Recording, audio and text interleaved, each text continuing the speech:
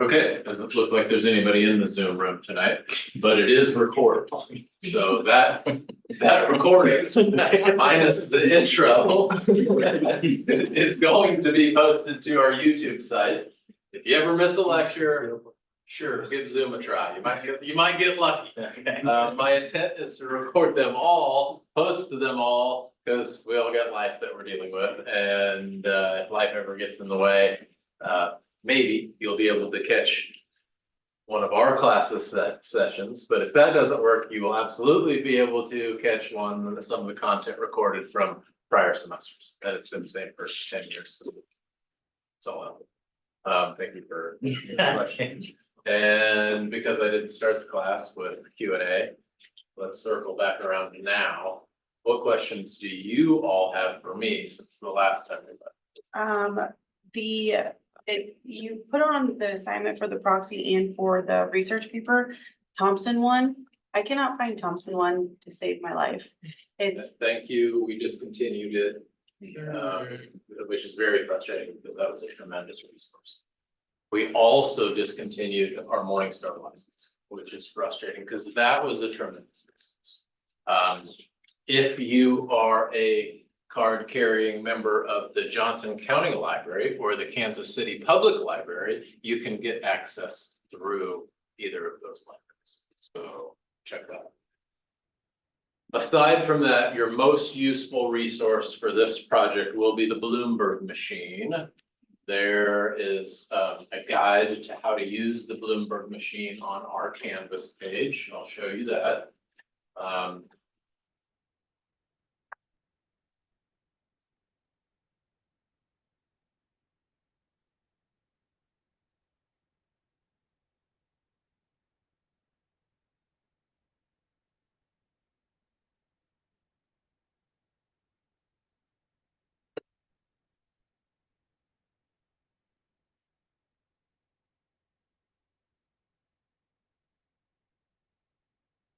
Bloomberg guide right down here. So there's a whole bunch of materials underneath the broad heading of research project, and Bloomberg guide is one of those. I'm not a great person to ask questions about how to access the Bloomberg terminal. It's a single source terminal. You have to go over here to the finance lab and sit down in front of one of the dedicated terminals.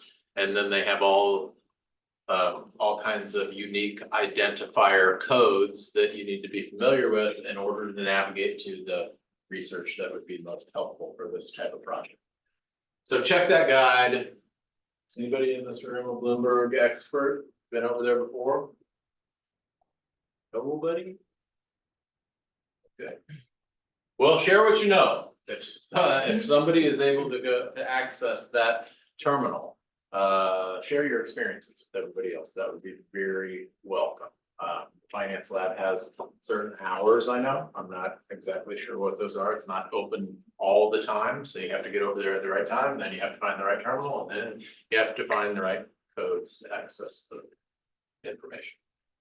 Sorry about all of the hassle there, but the box schools get a little cheap. Better than raising your tuition. Maybe. Other questions? The practice test, the questions, those are just practice questions. Those are just practice. They're not graded, they are not printing points. I just had that question come up so many times in past classes that I threw some samples out there for everybody.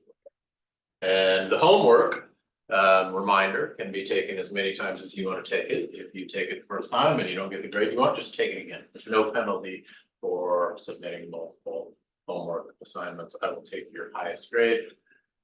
You ask about the proxy. If you need more time on the proxy, that's fine too. We reviewed the proxy assignment last week, and you'll recall that well, first off, it's a pass-fail grade. You either get 40 points or you don't. Don't make more out of that assignment than what it is. I want you to find the proxy. I want you to read the proxy, and then I want you to identify how your management teams get paid. That's the most important concept to come out of that proxy example, is understanding how your management team gets paid. That's going to be broken down into salary and bonus, which is fine. know the salary and bonus. But most importantly, understand the incentive comp and what it's linked to. Probably linked to some type of earnings per share or share of their margins or something like that. When you understand what it's linked to, then we can analyze the accounting throughout the semester and play that little game of find the penny, which is really just me asking you, if you were the CEO of this business, would you err on the side of accounting treatment A or accounting treatment B if your goal was to get yourself paid? Well, let's see, I know that my incentive comp is linked to earnings per share, and accounting treatment A has higher earnings per share, and accounting treatment B has lower earnings per share. Neither one of them change the true underlying economics of the business. Might as well choose the accounting treatment that gets me paid, I suppose. So over time, you'll see management teams play that game. Sometimes they play that game to the detriment of long-term shareholders. I want you to be able to pick that up a little bit by the end of the semester.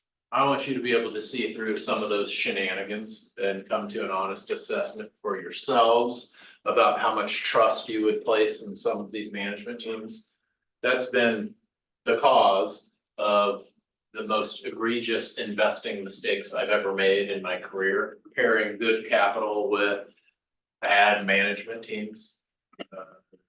And identify some of the pink flags or red flags in advance, maybe you can save yourself some grief. Okay, continuing on with our tour of Canvas. The research project has a description, the project assessment rubric, so you come out here and kind of get a feel for how I grade these things. There's a company selection forum. Hopefully you all found the company selection forum after you've picked a company to do work on from the link that's in the syllabus and only from the link that's in the syllabus. Then you have to come out here to this company selection forum and say, I call dibs on fill in the blank, ADP, ADM. I just want to let you know, I was the idiot who didn't do that, but I did fix it. I did fix it. Okay, well, hopefully somebody else didn't call your. No, they didn't. I made sure. Okay, good then. Cause I have had that happen. We get 4 or 5 weeks into the semester. I mean, you got a duplicate here. You gotta go back, start over, redo the proxy. So it's just one of the audit procedures I've built into the class, so we don't have anybody working together. You want the full experience. Okay. Rubric selection forum, then we have some templates down here. Click on. Okay, old sample report says the templates include a Word file and an Excel file. The Excel file is exactly how I want you to package this research report. It has to be this way. If it's not this way, you'll immediately get a B. You have like 0 chances to get it. And I'm a little bit anal about this. And let me explain to you the reason why. I try to be as accommodating as I can as we get towards the end of the semester, because I know you all have other finals and work and projects and stuff that you're dealing with. But I have 30, 50 to 80 page papers to grade in a week. So I have a system. And part of that system is all of those papers have to be identical. If they're identical, then I've gotten pretty good at zipping through these things pretty fast and looking for the hallmarks of A work versus B work versus C work. You'll see that these templates are laid out according to a 4 M's philosophy. And those M's are management, moat, mispricing, and mark. So management team, that's what we're looking at with the proxy, and we'll be analyzing for the rest of the semester. We're going to try to come to a conclusion about just how much do we trust these people.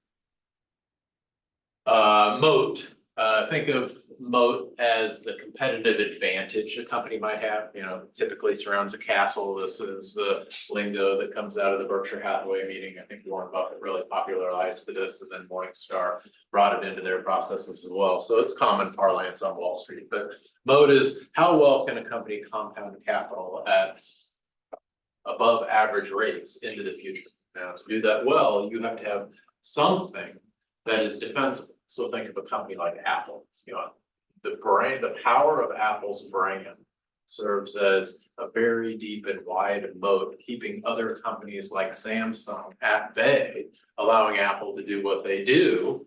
And that's been in place for decades. Think of a company like Walmart. The power of Walmart's scale and scope give them negotiating capabilities against some of their suppliers. If you read module 1, you saw this crop up in Porter's Five Forces. That scale creates a moat for Walmart that allows them to compound their capital and create margins that other companies just are not able to do. So we look at moat, management, moat, mispricing. All of our analysis might be well and good.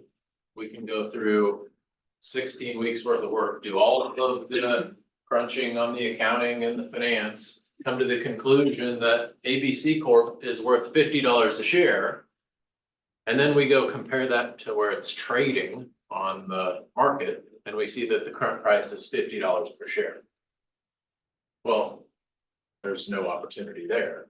The mispricing is really the art of financial analysis. When you're in the world of portfolio management, the mispricing is the art. How do we identify companies that are currently mispriced by Wall Street? So we have to be able to identify something of importance that other analysts at large are ignoring. Some variance, some mispricing. And we'll talk a lot about that going forward. And then lastly, mark is, what kind of mark is this company leaving on the world? I needed another M for the 4Ms framework, but you can think of this as like ESG type of components, you know, social governance. Is this company doing any good for the world? That's a huge area of focus for portfolio managers in general, and one of the hottest growing fields in my industry. So we try to include some of it here, and you're going to see sections on the investor relations pages of every company that you look at devoted to just that concept. I take that back. There is I kind of attracted this. I just find it amusing, and I have my own vices, so why not? There is a small burgeoning sector of the market devoted to just buy stocks. So you can buy portfolios and mutual funds of tobacco and gambling and firearms and you name it. If you want to bet on buy stocks, you can do it. And they just kind of eschew anything related to ESG criteria. Okay, let me show you one of these sample reports. Put this Qualcomm report out here. It's old. I think it's probably 5 or 6 years old now. 17, so yeah, 6 years old. But it was well done, and it just kind of serves as a good example of what we're looking for in the research report. So there's the page number 1 template. That's the Excel file, and then there's a blank page, and then you get down here into an executive summary. So this was 67 pages. The executive summary is the meat of the research project. That's gonna allow you to illustrate to me your thinking behind those 4 M's, that 4 M's framework. And it's typically 10 to 15 pages long. And each of those 4 M's is graded with a typical letter score, A, B, C, D, just like you've come to expect from primary school. And another thing that I pay very close attention to, and there's a video on our YouTube page that will teach you how to integrate Microsoft's reference tool to build this page, are these citations. These citations flow through to a works cited or a bibliography. And that's important because I expect for this report to serve as a future writing sample that you can give to an employer, or at least that's the criteria that I'm thinking of when I award somebody an A. If you want an A on this report, then you need to be thinking about submitting this to a future employer as a sample of what you could be doing for them. Now, what would that look like? Well, you would have poured through that with a fine-tooth comb half a dozen times to make sure that there weren't any typos in it, and it was presentable and looked good and was just as savvy of a research project that you could possibly put in front of them. And this works cited page, when done right, is evidence of all your work. So I really want you to nail that. Just out of curiosity, in the real world, how long does it usually take an analyst to do one company like this? Is this like several months worth of work, or is this usually like a week? Yeah, and in the real world, I'm pulling one of these together for before I launched my own firm, I was employed by the Buffalo Funds here in town. And the first assignment I ever had for the Buffalo Funds was on Boeing. And I probably spent 6 weeks pulling one of these together. And that was full time. So obviously, you all don't have 6 weeks times 40 hours a week or more to pull these together. So think of this as a 10 to 15 page executive summary with a good works cited page. And then everything beyond that, you can see this is 62 pages. Everything beyond that falls into an appendix. And that appendix should follow our class. So that break that appendix down into 15 modules. Module 1, module 2, module 3, module 4. And there's no original work in the appendices. I don't, and really, even in the executive summary, I'm not calling on you all to give me original content. Go out and find great content. Tell me why or why not your opinion synchronizes with that content, cite it and move on. So the CFA Society calls this the myriad or mosaic approach to building financial research. So you have 10 or 12 sources that are reliable, and you draw on those 10 or 12 sources to build your own picture of what's going on inside the company, and you put a conclusion on that. That's what we're having. Lots more to come on that. Anything? We probably don't need to spend a lot of time on the research report tonight because it's not due for another 15 weeks, but.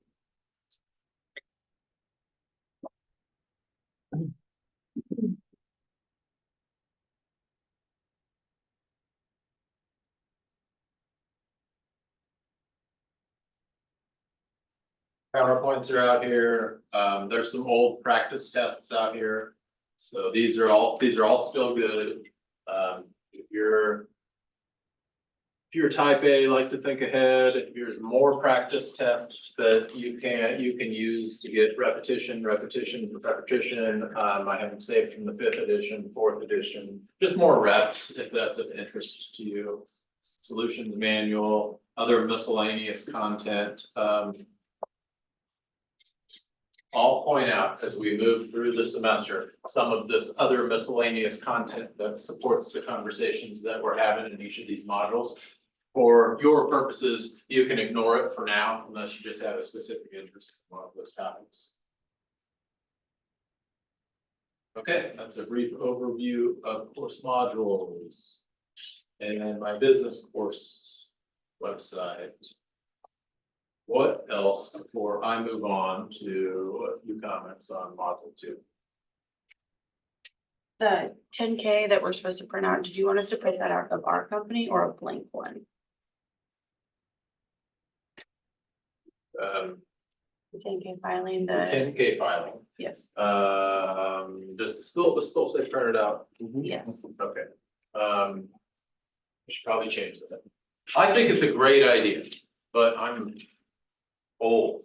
This is how I used to like to do it. I like the real copy. So it's not a have to, it's a recommended. This works for me. If hard copy materials work for you, then print it out, bring it to class, because as we look at the financial statement in module 2, you'll see that our authors have picked Home Depot or Pfizer or Apple or some other company.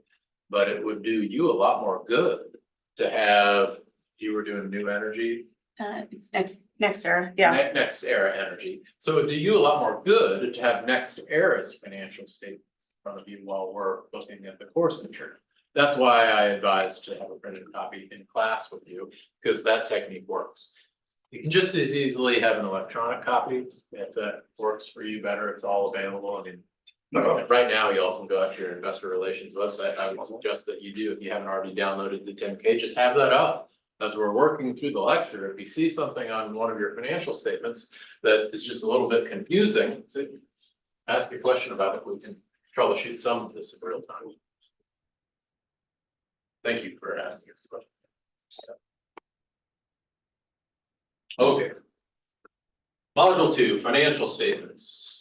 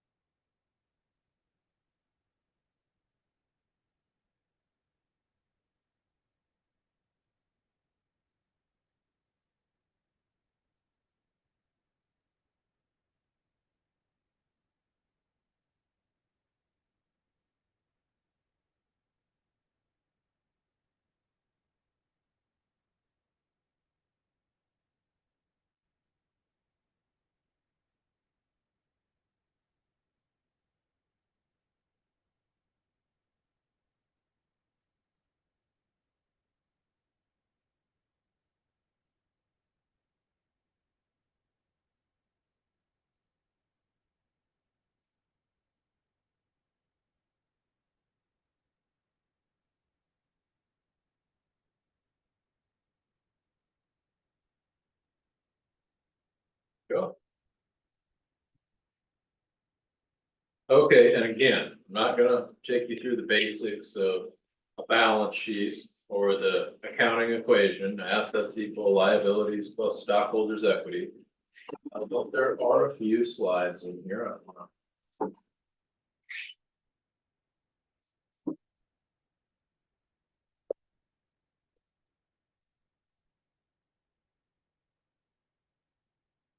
Slide 8.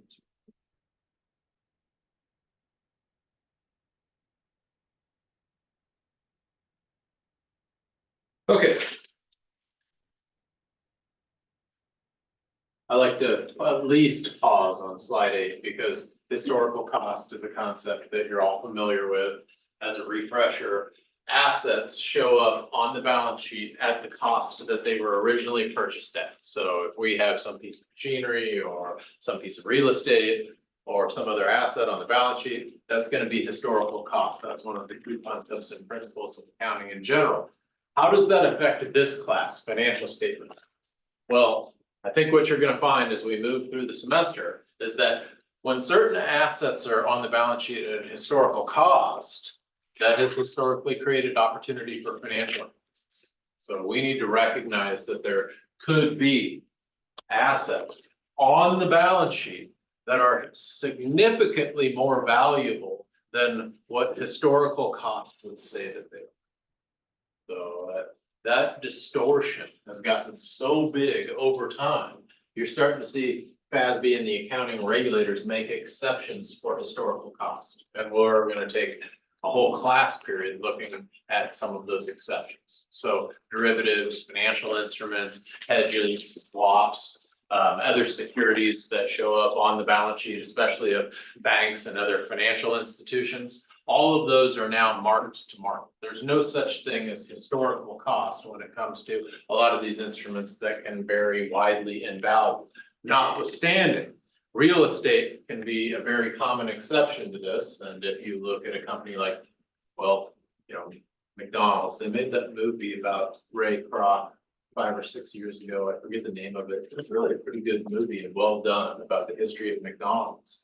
And about 3/4 of the way through the movie, they're talking to Ray Kroc, who founded, there's this scene where Ray Kroc, who founded McDonald's, is talking to one of the Wall Street analysts, and one of the Wall Street analysts asks Ray, "What business are you?" And Ray says, "Hamburgers." And the analyst says, "No, you're not in the business of hamburgers, you're in the business of real estate." Because he had looked at the balance sheet and seen security by security, plot by plot, all of the real estate that McDonald's owned across the country. All of that had been reported at historical cost. So when you have real estate that's on your balance sheet, sometimes going back 10, 20, 30 years, well, think about what's happened to the real estate market in the United States over the course of that period. you know, your house doubles in value every 15 to 20 years. That's exactly what every McDonald's in the country had done over that time period. Ray Kroc didn't notice because he's not in the business of real estate, he's in the business of hamburgers. Once this Wall Street analyst pointed it out to him that the value was as large as it was, well, 100%, McDonald's was in the business of real estate. So you find those types of, I'll just call it an obscurity. When you understand the way the accounting works, you can look for pockets of hidden value, little inefficiencies that bubble up on the financial statements that are not indicative of the underlying economic reality. So call them distortions. Now, typically they're built into the way that we utilize the accounting system for good reason. I want you to understand why they're there, because they have a purpose, but I also want you to understand how they can create those distortions. You can grasp both of those things simultaneously on a few dozen different modules that we'll look at this semester. Got it. Got it. So those, that distortion that we just looked at, that variance between real value, market value, and book value. So book value is just what's on the books, what's on the balance sheet, the number that's on the balance sheet versus the number that you could get if you actually went out and sold that asset. That has widened over time.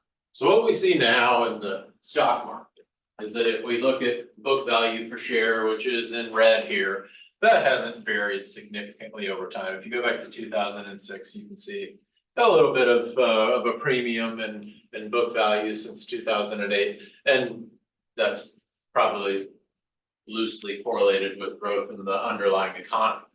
Now look at the growth in stock price, or you could think of this as market value per share. That's significantly higher than book value per share. Any guesstimations on why that would be? Here's a hint. Think about the leaders of the stock market from 2006 to 2018. Who do you expect has been the best 1, 2, 20, 30 performing stocks in that time frame? Just give me one off the top of your head. Microsoft. Microsoft, yes, absolutely. Technology stuff. Okay, technology stocks. That's what I was getting at. Apple, Tesla's probably in there. The other trillion-dollar companies right now leading the marketplace, they're all in there. So Microsoft, what's Microsoft's book value? What's on Microsoft's balance sheet? Probably not very high. So Probably not very high because they have a few factories that build software and a bunch of nerds in Washington and a few computer tablets. Not very high, but the value of their stock price, well, they're now a $2 trillion company, just like Apple is now a $2 trillion company. So that divergence between book value and market value is growing wider and wider and wider. This is a huge trend in both accounting and finance. It's fundamentally changed the way we look at things in finance, because now financial analysts can no longer look at book value and think that's a reasonable swag at what a company's. It used to be, and Eugene Fama, who teaches at the University of Chicago, was awarded the Nobel Prize in.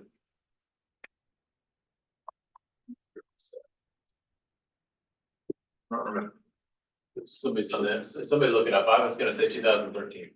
But he was awarded the prize for work he did at the University of Chicago that recognized book value as an indicator of what he called a risk premium. Okay. What did he mean by risk premium? Basically meant a free lunch. He looked at this pocket of inefficiency in the market and he said, if I identify stocks, businesses that are cheap as measured by price to book value, well, I've observed over time that those stocks have a tendency to outperform the broader market. Those stocks have a tendency to outperform the S&P 500. So how can that be? Well, he called it a risk premium. So you're getting a premium return for the same amount of risk when you select cheaper stocks as indicated by price to book value. Okay, well, that was so interesting, it won him the Nobel Prize. So that's pretty cool. He also observed that you could garner a risk premia if you bought small cap stocks, because everybody wants to buy Microsoft in 1982, or Facebook in 2005, or Tesla in 2017, or Berkshire Hathaway in 1968. Good luck identifying any of those stocks today if I passed you a list of 2,000 small caps. Because I would be asking you to identify the next great American company. But Fama observed that at the margin, if you ever so tactically, ever so subtly, just shift your entire portfolio towards smaller, towards cheaper, and towards higher quality, which is another factor he observed to pay off, you could earn premiums in the market, which is, again, pretty cool enough to win him a Nobel Prize.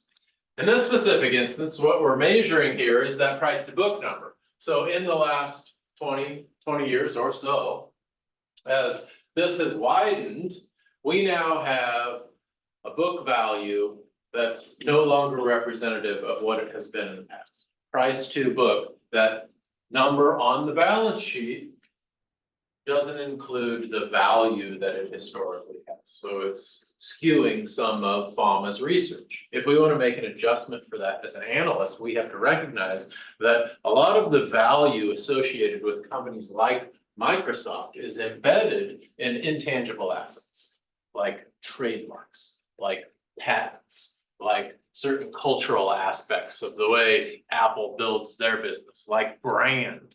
Apple's brand would be comparable to Coca-Cola's brand. All of those intangible assets are now real and valuable, but they show up off balance sheet. So those off balance sheet assets, those service components of our economy, are starting to become more and more dominant.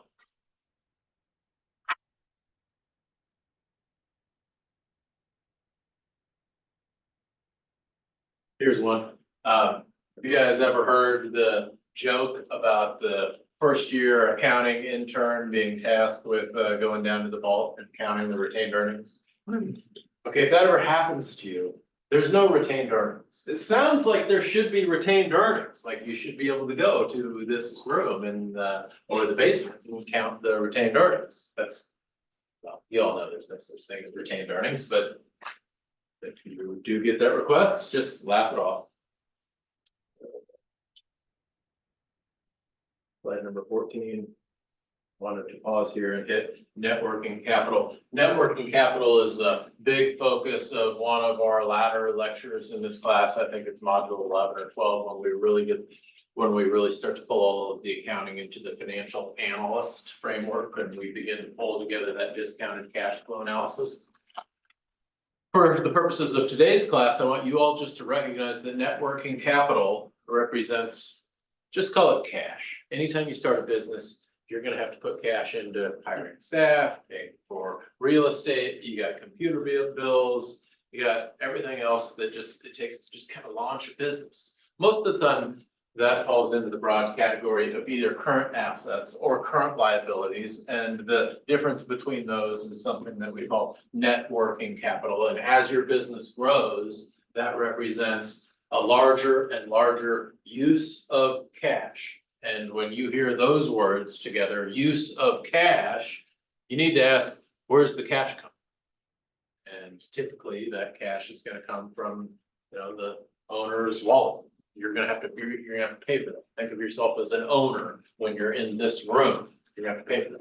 Alternatively, you could finance it, and we'll talk a lot about financing in this class, but that cash has to come from somewhere. And net working capital is key to every business that will look at. We will talk a little bit about the operating cycle in this class, and we will look at something called the cash conversion cycle. The cash conversion cycle tells you a little bit about a manufacturing business, tells you a little bit about how quickly a company can turn around their raw materials, post those in the inventory, ship those goods to market, collect on the sales if they happen to be selling those goods on credit. The example that our authors give is of Apple. Apple is incredible. The power that they have in the marketplace is incredible. And you observe that when you're looking at their cash conversion cycle. Typically, to build, manufacture, inventory, warehouse, ship, retail, sell, collect is a 90 to 180 day process. So you gotta buy the inventory, which is cash outlay. That's a use of funds. So you invest those monies and 90 to 180 days later, you get money back. That's the cash conversion cycle. That costs a lot of money because our money has an opportunity cost. You could be earning a rate of interest on that money. Look at Apple's. Apple is so powerful that their average day sales outstanding, so when they,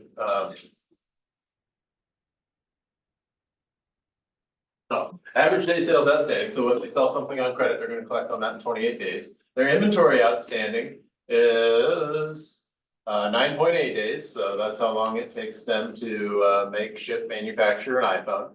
And then look at their average days payable outstanding, 116 days. So that's the money they owe other OEMs. OEM stands for original equipment manufacturer. You're gonna see that term a lot if you have a manufacturing company in your 10K filing. So that's how long it takes them to pay other OEMs. So what they're doing is they're saying, we're Apple, we're so powerful. If you want to do business with our supply chain, if you want to supply us chips or shells or any other part in that little iPhone case. First, you have to give us the inventory so we can make the phone, ship the phone, sell the phone. We'll get the cash back. And then 73 days after we collect the cash, we'll pay you. So Apple has turned a cash conversion cycle, which is typically a use of funds. They've turned that cash conversion cycle into a source of funds. I've never seen any other company, and it's a testament to just how powerful Apple is. Walmart probably has the same thing, although they're so diverse. I haven't actually looked at their cash conversion cycle.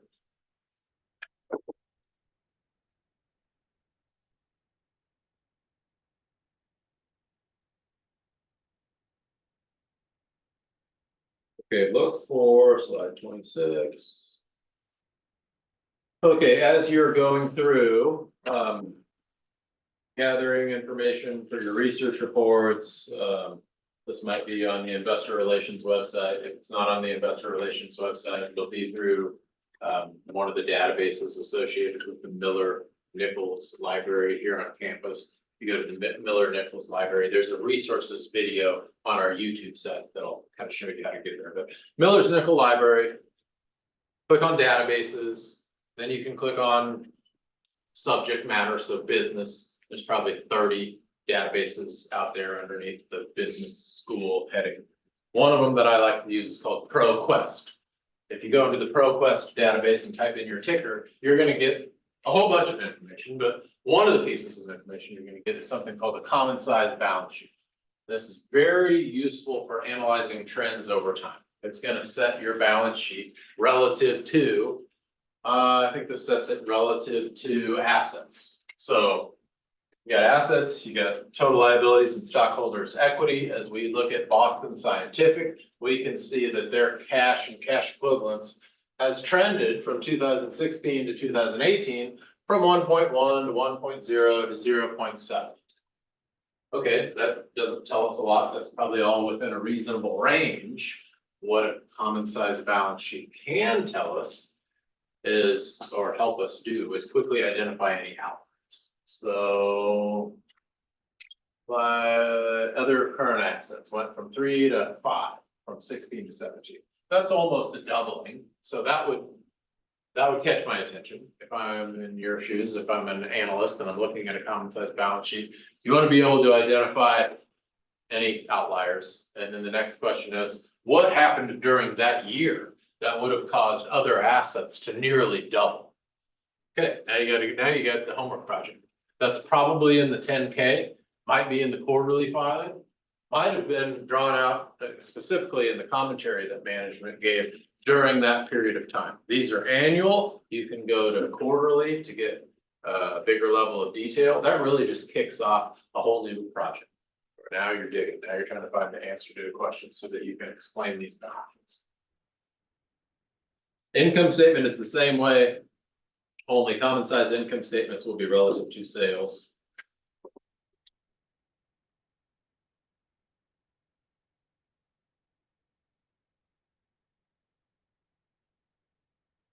Okay, revenue recognition policy comes early in the class. There's a module dedicated to this that we'll get to next week or the week after that. I forget if it's module 3 or module 4. What I wanted to point out to you tonight is that our accounting regulators give a lot of latitude to companies when they're drafting revenue recognition policies. And I have seen some very complicated revenue recognition policies. I mentioned I had done work on Boeing in the past. Boeing has a revenue recognition policy that they call procurement accounting. They want to recognize the revenue for some of these planes that they build throughout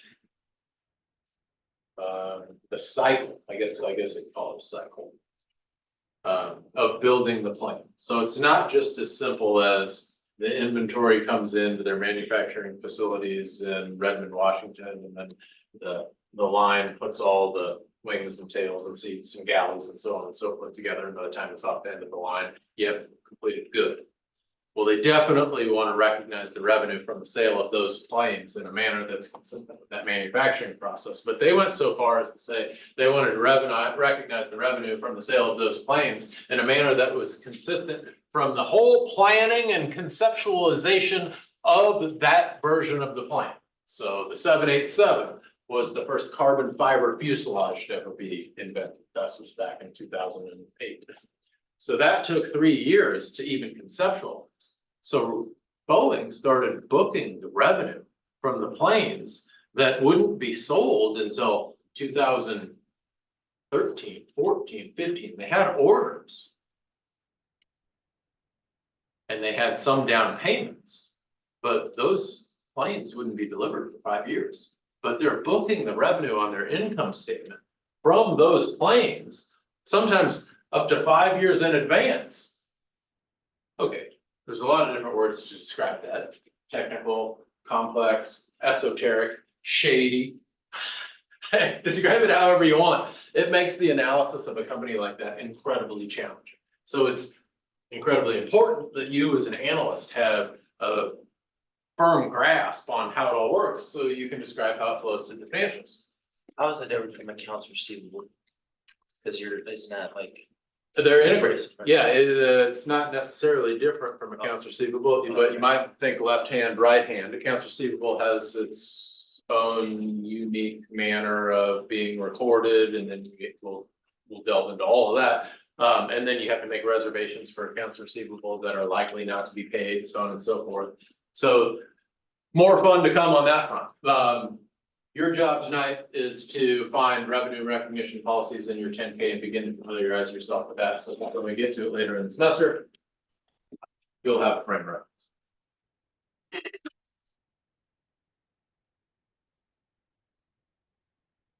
Okay, slide 38.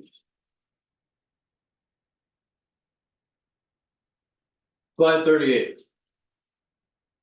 Most of the financial statements that you're going to look at will differentiate operating from non-operating.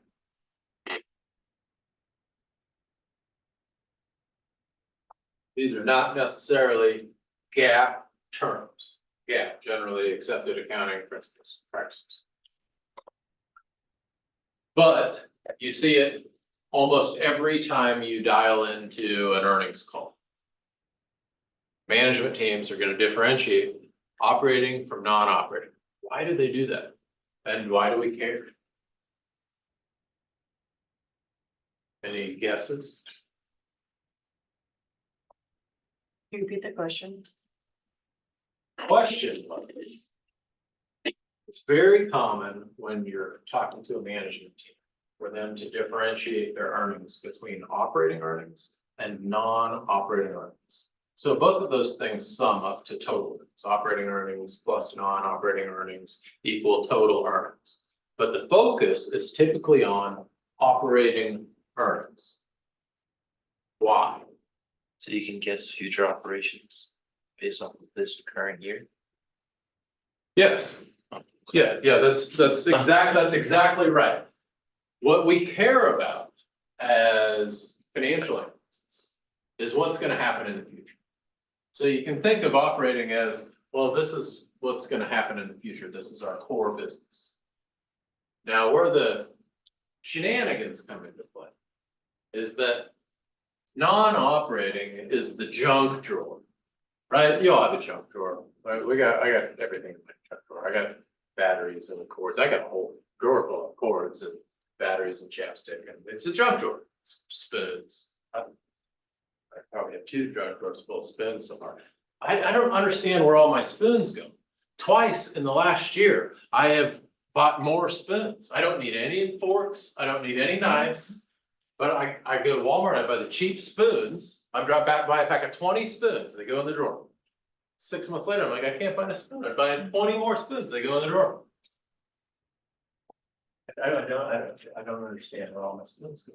Non-operating is the junk drawer. So if you're operating a company, you have to report to Wall Street. And here you had a little division in Kansas City that was a dog last year. And everything went wrong. And you don't want that to be a drag on this year's earnings. Well, could potentially, if you wanted to, you could deem that branch or that unit to be a discontinued operation. And when you put that stamp on that unit, that business channel, and you now call that a discontinued operation, well, it goes down here into non-operating, into the junk drawer. And we can effectively tell Wall Street that they don't have to worry about that anymore. That's non-operating. That's a discontinued operation. Those losses that we experienced in Kansas City, those are not going to recur into the future. Maybe that's true. Maybe that's not true. I've seen this game played so many times that whenever I get down into that non-operating section, I start to get really, really skeptical that what management tells me I don't need to worry about, I really don't need to worry about. How would you test that? If you're skeptical like me and you think that management might be pulling your chain a little bit, telling you that something's not gonna recur when it really probably is gonna recur, how would you test that? Check the history. So that's exactly what I would do. I would go back 4 or 5 years and I would look at their history of declaring discontinued operations, unusual operations, infrequent operations. I'd put together a little chart that showed non-operating earnings as a percentage of earnings over time. And if they had told me in the past that something was gonna be one time and it turned out to be one time, then maybe I'll take their word for it this time. But I think what you'll find if you do that with any consistency is that you'll run across a lot of management teams that put stuff in their junk drawer every year. And if that's what you find, then you need to be making accommodations for that as they go. You're like, well, okay, you tell me I don't have to worry about it because it's not going to recur next year, but I can see from looking at your earnings over the past decade that there's typically a 5% drag from non-operating. Because you're throwing stuff in the junk drawer every year. Well, I'm just gonna assume a 5% drag carries into 2024, 2025, 2026. That's the smarter, savvier move as an analyst.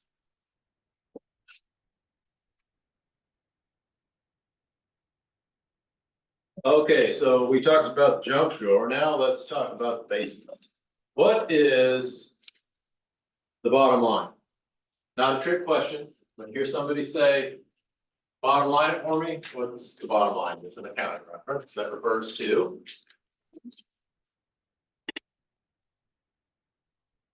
And is it a profit? The bottom line on the income statement, which I think you said it.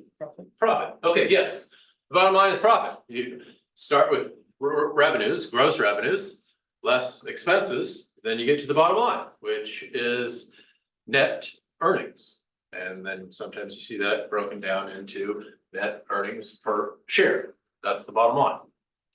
Okay, except that's not really the bottom line because we have something called accumulated other comprehensive income.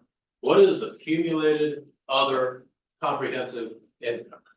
Well, I think of it as the basement. And if that analogy is helpful to you at all, then I invite you to think of it as the basement too, because it's a whole bunch of stuff that goes underneath the bottom line. Why would we put anything underneath the bottom line? This goes back to the basic tenets and principles of accounting. Accounting is one of the primary focuses of accounting is to put something useful in front of the user. And we have a whole bunch of different constituencies that we serve as users. Bankers and corporate financial analysts and investors and so on, so employees and so on and so forth. Well, there are a lot of instances when a part of a business will be subject to so much volatility that to put these moves, these forces, these numbers above the line would result in accounting statements that were just not useful to anybody. And I'll give you an example. A lot of companies like AT&T, Boeing, Archer Daniels, companies that have been around for a long time, offer defined benefit pension plans. Talk about this later in the semester too, but I'll give you a little preview. Defined benefit pension plans. Anybody have one? Okay, that's typical. Anybody's parents, grandparents, aunts, uncles. Do you know somebody that has a defined benefit pension plan? Okay, Juan, how's it work? I have no idea, I just know he has one. Okay, so he has it. Well, the way it works is once a month, he walks out to his mailbox, probably direct deposit, but for the case of this example, let's assume he walks out to his mailbox or she walks out to her mailbox, and a check shows up. That's a defined benefit pension plan. It's an agreement between a company and their employees, and these used to be very, very common. They powered the retirement plan system in the United States until the early 80s, and there's still a lot of them around. My grandfather worked for Phillips 66. Worked for Phillips 66 for 40 years, retired in 1985. In 1985, Phillips 66 said to my grandfather, "Thank you. Because you were an employee of ours for 40 years, we agree to keep paying you for your whole life." And he retired and he started getting a check. Well, that agreement between Phillips 66 and my grandfather was a liability of the company. So he knew while he was working there, he was accruing retirement plan benefits that he'd get paid when he retired. Phillips 66 knew while he was working there that every year of service created a liability for them that they had to put on their balance sheet. Not only that, he lived till 2002, but he robbed the cradle, and my grandmother is still alive. So the benefits were spousal in nature. So Phillips 66 employed him for 40 years and then had to pay him for the length of his life and for the length of my grandmother's. So he retired in 1985, got paid for, what's the math there? 95, 205, 15, 25. So it's been almost 40 years. And my grandmother continues to get a check in the mail every month. Okay, now can you imagine what the liability is on Phillips 66 folks? For tens of thousands of employees that they've employed over time that are now getting checks every month in the mail? It's tens of billions of dollars. Okay, how do you manage that? Well, you put it into the stock market. Tens of billions of dollars in the stock market. Okay, what happens in 2008, 2009, 2010, when you go through the great financial crisis and the stock market crashes by 40%? Well, the $50 billion portfolio that you have to have on hand because you're Phillips 66 and you owe these liabilities to your employees declines by $30 billion. Ouch. Okay. Well, what's that do to your financials? So you report a couple $100 million in income, 70 million in expenses. You got an operating loss of operating income of 20 million. Then you got a $30 billion loss on your defined benefit pension portfolio. So that type of example that I'm drawing out, I beg your pardon, is what FASB recognizes as an instance that takes all of the usefulness, all the usability out of the financials. So they say, for the purposes of defined benefit pension plans, and for the purposes of certain derivatives hedging, and for the purposes of international international taxes and a few others, we're gonna make an exception and allow you to record the ebbs and flows and the balances of those accounts down here in the business. Since stuff like that's generally going away, does that mean most companies are able to? You know, they got this giant liability to keep paying up the pension plans, since they've stopped offering it. And you know, more previous employees are passing away, does that mean they get more and more of that money back from the pension plans to cash or to other things within the company? It could mean that, but it's a maybe, maybe not kind of thing. It's a question of how good their actuaries work.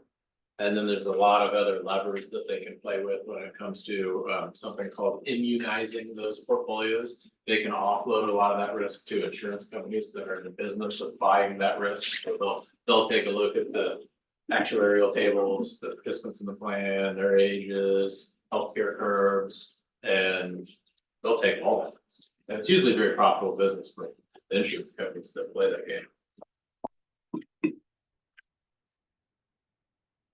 Okay, I think that's it. We're about, yep, there it is. We're at time. That's everything I wanted to say, so. Thanks, gang. I posted the new syllabus. We are not meeting on ground next week, so check out the YouTube site for that lecture on module 3, and I'll see you in a couple weeks.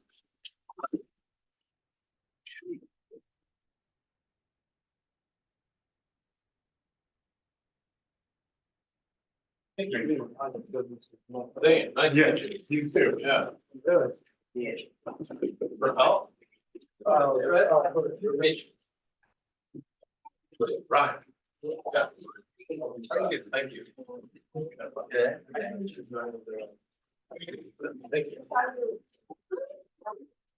Yeah. The what? Oh, no, give me a. Yeah, then I'll have it. Or try to convince somebody. Got it.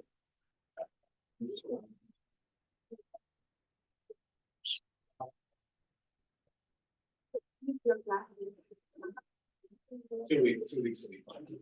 I don't think it'll be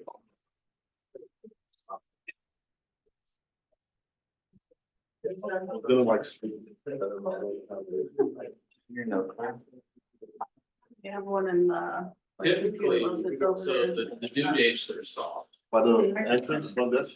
At the, is there? But the recommended due date is. Oh, okay. Computer lab, they have a little stapler. So module 2 for class, the thinking is. It's From this. Most people don't do it that way, which is fine. No, I'm gonna. My name is Austin. Oh. I added the class late, so I'm not up to date with these things. So I was wondering if I could have another couple days on the drops.